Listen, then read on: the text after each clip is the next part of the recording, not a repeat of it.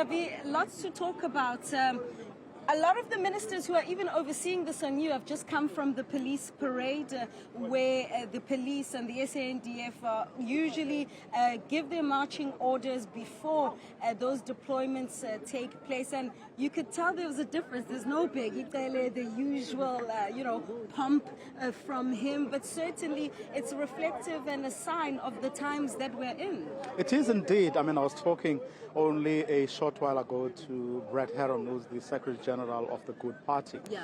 It was interesting that they too are making demands, saying we are members of the government of national unity. The president shouldn't be sidetracked, to focus. Yes, the issue of Donald Trump needs to be addressed, but we have more serious domestic issues. We should be talking about education, economic development. So it was quite interesting. Like many of the conversations have taken a different turn, to what they are usually about. But it's going to be interesting. But we are, of course, going to get into some of those issues. For now, though, you need to speak to Khumbudzo Ntshavheni, because she's the one person, I believe, that has the answers to a lot of things that are happening. Minister in the Presidency, Khumbudzo Ntshavheni. And, Davi and I were talking about how some parties are saying, let's not allow those geopolitical tensions to overshadow or make the president be sidetracked with the domestic issues that we face. But perhaps, Minister, by way of introduction, let's start off by reflecting on the ceasefire not holding, seemingly, and M23 advancing into Kivu. So the ceasefire is SADC we resolved on a ceasefire. We resolved on a meeting with the East African community, a joint meeting to maintain the ceasefire and to get all parties to come to the table, whether you are a state actor or a non-state actor, that we must come through to the table. And the UN peacekeeping mission, the SADC peacekeeping mission are still there to make sure that we indeed do what we are required to do. We cannot allow the loss of lives for people unnecessary for civilians. We need to protect that. But it's the conversations that the leaders are having. We are now having the officials meeting in preparation of the leaders meeting for the joint meeting. So the ceasefire, recall that there was a ceasefire agreed to, which was facilitated by President Lorenzo of Angola, who's the AU champion for peace.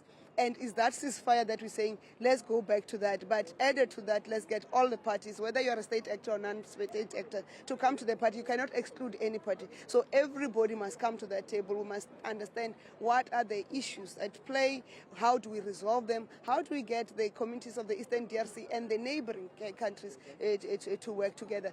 And of course, as South Africa, we extended our condolences to the families who have lost their sons and husbands and fathers. But not only South Africans, but across Uruguay, Tanzania, Malawi, and other countries. And we are awaiting the UNESCO repatriation process, and they've assured us that they will make sure that the bodies are here. It's an operational matter. The military council, the defense force, will take care of that to make sure that the bodies come here. But we are committed and remain committed to peace building in line with the AU Agenda 2063.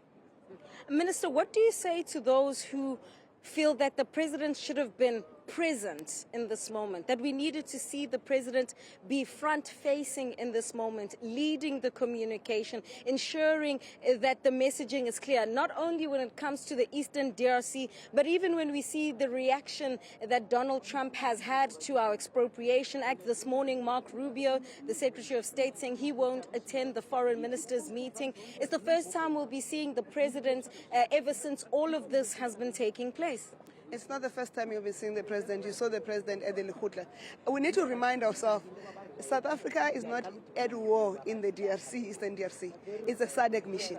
South Africa is a troop contributing country. South Africa does not act alone outside of the SADC processes. So I don't know why you want the president to lead the SADC. He's not the chairperson of SADC. He's not chairperson of the Troika. You've seen the chairperson of SADC and the chairperson of Troika coming forward to explain. We are just a troop contributing country, and we have done what we needed to do to make sure that our party is there. And there are ministers that are assigned the responsibilities.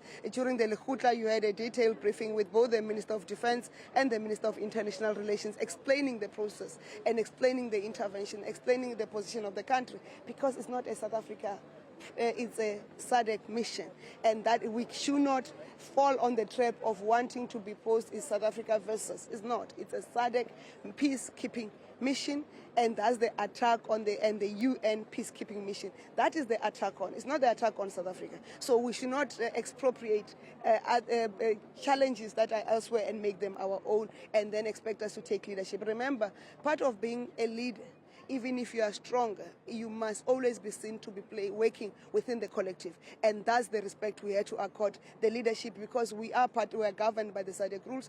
When we chair SADC, when we chair the Troika, you see us front facing, you see people coming through. But we have participated. President had dropped his own engagements to attend the Harare summit. President has dropped his own engagement to attend the SADC Troika, and plus the troop contributing countries. I do not know how much more. You've seen him. It's just that the problem the South African media, you don't cover events taking place outside the country. Even if we do, Minister. Okay. But are you satisfied? Let's go to the U.S., Minister. Let's talk about, Donald Trump this morning, Secretary of State saying he's not attending the foreign ministers meeting. South Africa, I'd say, taking a more subdued response to Trump. Many have commended this. However, is there a strategy on how you're going to deal with the Trump presidency and how you communicate around that? We have always clarified that the U.S. is a strategic partner of South Africa, and they are the largest trading partner of South Africa, and the relationship is mutually beneficial. We've disclosed the number in terms of aid. We are there at the bottom of the peg. We don't get, it's the NGOs that get. As government, we've run this government mostly on our own with the international support, not necessarily dependent on the U.S. U.S. we play as equals, but our relationship with the U.S. it's important, and we continue to engage. Unlike other countries, we don't do what is called megaphone diplomacy. But as I've clarified, and the other ministers have clarified, the Expropriation Act in South Africa and other communities, and actually we are very happy that white South Africans have come out to clarify that the Expropriation Act is nothing new. It's done in the U.S. as the Eminent Domain Act. To deal with that is we expropriate for public good and public purpose, because I can't sit and say, Ms. Koza, you can't have this development because which is going to benefit a community because my house is there.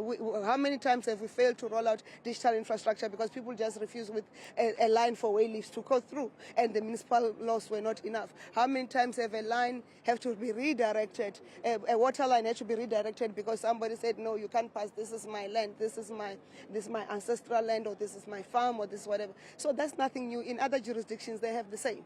And but it's also part of the key reforms, because part of our development has been logged in all these red tapes. There are incidences, I just do not have parliamentary immunity. There are incidences where we've been taken to court for years upon years, where development has been stuck because somebody does not want to let go of the land use right, which the end for the public purpose. And this is part of it. This will enable that unlocking, and then we can chase fewer days for special planning decisions and special planning approvals. And that is key to the State of the Nation address, because remember, part of we are in phase 2 of the Operation Vulindlela reforms, and part of that is to say what are the other outstanding reforms that we need to unlock to make sure that the development can take place. We want South Africa to be a construction site, and this has been a major obstacle, and that obstacle being removed, getting an enabling legislation goes a long way in addressing that. And the President, Minister Lamula, has issued a statement noting that Minister Rubio will not attend, but clarifying the expropriation, that they have the same like I've just done, but also that our G20 is not solely focused on the on climate change. Climate change is important for us as South Africa and the African continent. Its impact is devastating, but we are also focusing on reforms of global institutions so that we can have a participation of Africa in the Security Council and other developing countries, but also that we can have the multinational organization, funding institutions and international funding institutions having terms that are favorable to us, the developing countries, and the South agenda, because that can only necessarily be equal. But the president will also have to focus on how do we address the unemployment challenge? How do we address the economic growth challenge? How do we work together, business and government working together for economic growth, business and labor working together for economic growth, and also making sure that we create employment. And that's what we need to focus on. We can deal with this, all these other issues, but the bottom line is that South Africans don't eat geopolitics. South Africans want jobs. South Africans want good quality access to quality healthcare. South Africa wants access to education that it can skill them to be able to find a meaningful job and they can play meaningfully. That's what the president will have to address. And also, how does he mobilize the nation behind that? And we've seen the partnerships coming through. And actually, I think President Trump has done us a huge favor, has mobilized South Africans like a tea bag. You know, when you put us in hot water, you see our strength as a nation. We've just come out and said, please stick to your lane. Minister, very quickly, there's a perception out there that South Africa is being punished for taking Israel to the International Court of Justice. Very quickly, Minister, is that perception correct? I don't know. I don't deal with perceptions. While you deal with state security? I don't deal with perceptions. I deal with realities. The decision of us going to the ICC is a principled decision.